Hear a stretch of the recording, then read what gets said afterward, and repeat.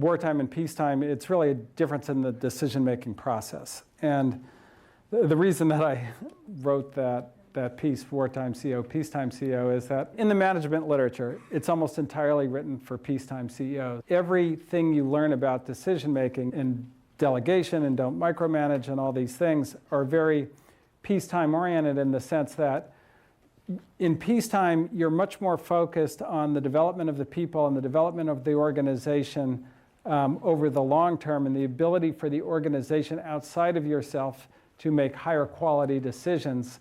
And that's kind of all affordable if you've got Google search and you're just like steamrolling through the industry, then you can do a lot more kind of peacetime sort of things.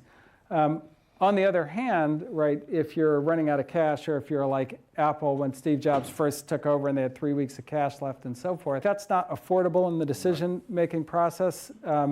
You've got to get to a very accurate decision extremely quickly. That's when the wartime techniques come into play.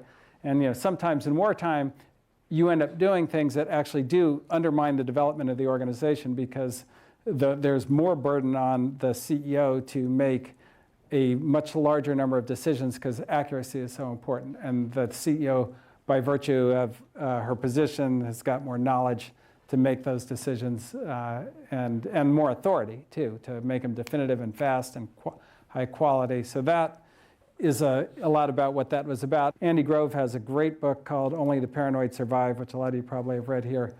But there's a part of it where he talks about when he turned Intel from the memory business into the CPU business, which is like a real wartime story. Like it's like, okay, like I walked into the room and I was like, okay, what would we do if I was fired tomorrow and then like somebody came in to replace me and then my whole staff was fired and replaced all of them, what would they do with the business?